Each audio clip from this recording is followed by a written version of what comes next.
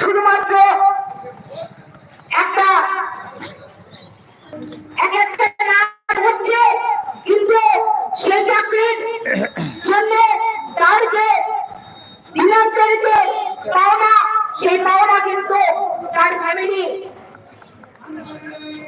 প্রত্যেককে প্রতিপালিত করবার জন্য